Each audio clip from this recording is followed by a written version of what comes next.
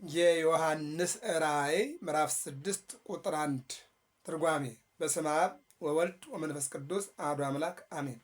በዓለም ላይ የምትኖሩ ኦርቶዶክሳውያን እግዚአብሔር ልጆች ሰላም እግዚአብሔር ይብዛላችሁ።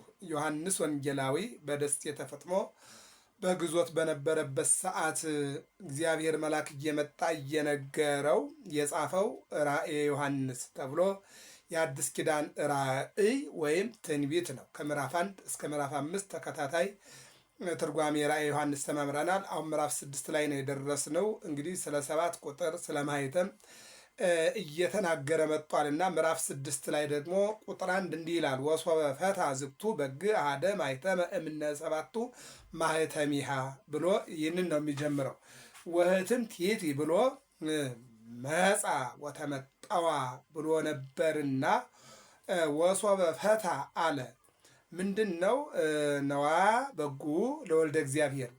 ዮሐንስ ወንጌላዊ የዮሐንስ መጥምቅ ደቀ መዝሙር ነው። ዮሐንስ መጥምቅ በመዋዕለ ስብከቱ ለደቀ መዝሙሩ ለዮሐንስ ኢየሱስ ክርስቶስ በባቢሎን፣ በዛብሎን፣ በንፍታሌም፣ በዮርዳኖስ ማዶ በመጣ ጊዜ ነዋ በጉ ለእግዚአብሔር ዘያትት ኃጢአተ ዓለም፣ እነሆ የዓለምን ኃጢአት የሚያስወግድ እውነተኛው በግ እያለ ይነግረውና ያስተምረው ስለነበረ ምን አለ? ወህትምት ይእቲ ብሎ መጻ ወተመጠዋ ብሎ ነበርና ወሶበ ፈታ አለ።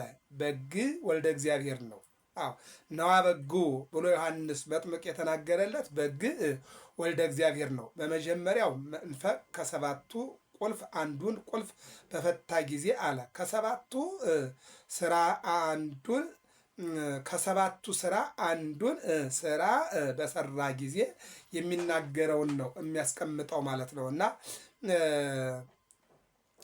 ከሰባቱ ቁልፍ ሰባት ጽዋ፣ ሰባት ቁልፍ፣ ሰባቱ መላእክት፣ ሰባቱ ዕለታት፣ ሰባቱ ኪዳናት እያለ ነው የሚናገረው። እና ከሰባቱ ቁልፍ አንዱን ቁልፍ በፈታ ጊዜ አለ። ከሰባቱ ስራ አንዱን ስራ በሰራ ጊዜ ለማለት ፈልጎ ነው።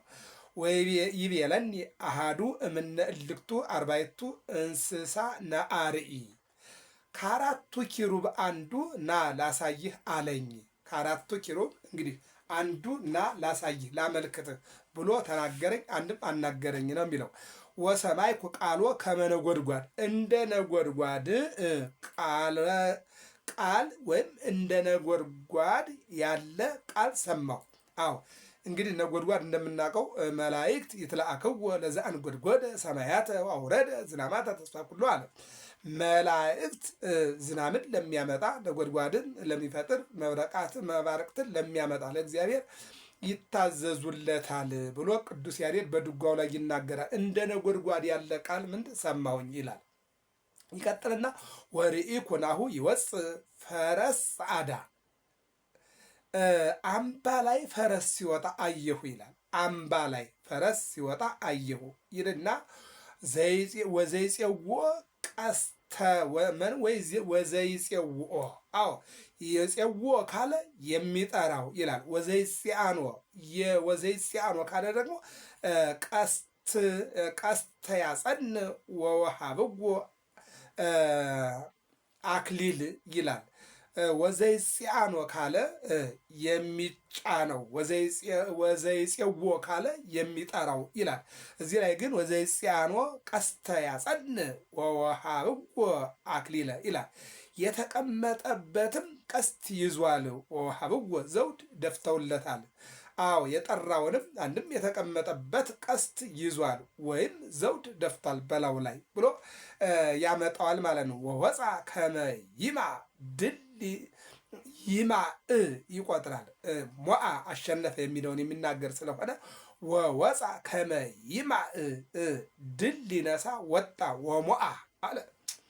ድል ነሳ። አንድም ፈረስ ጸዓዳ ዘመነ ሐሳው የመሲህ ነው። ጸዓዳ አለው።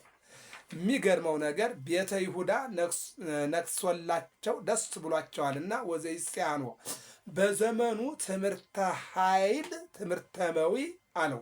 ወወሃብዎ አይሁድ ያከብሩታል። ወወፃ ምእመናን ድል ሊነሳ ወጣ፣ ምእመናንን ድል ሊነሳ ወጣ። ወሞዓ ድል ነሳ።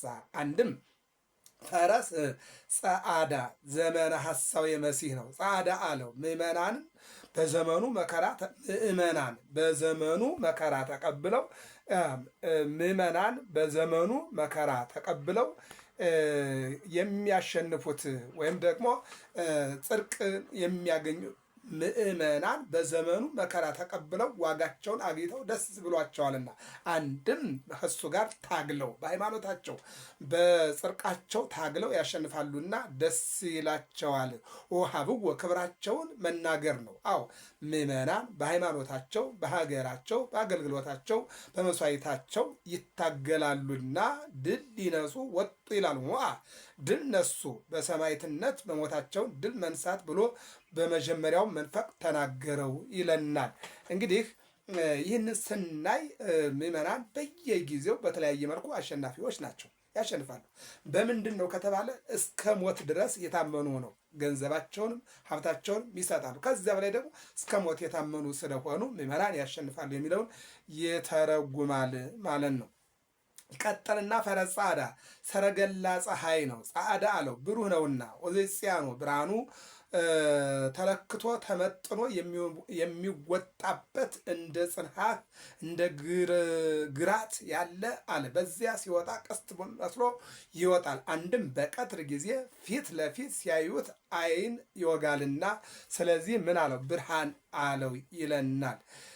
አንድም ከዋክብት በቀኝ በግራ በፊት በኋላ ሆነው ሰልፍ ሰርተው ይዘውት ይጓዛሉ ነው። ወሀብዎ ስርቀተ ፀሐይ በአምሳለ ንጉሥ ይላልና ወፃ ቁረትን ሌሊትን ድል ነሳ ወጣ የሚለውን ይተረጎማል። ወሞአ ድል ነሳ። አንድም ፈረስ ጸዓዳ ሰረገላ መንበር ጸዓዳ አለው ብሩህ ነውና ወዘይጽያኖ በላዩ ላይ ትምህርተ መስቀል የብርሃን ዘውድ አለበት። ወፃ ድል ሊነሳ ወጣ ሞአ ድል ነሳ ይላል።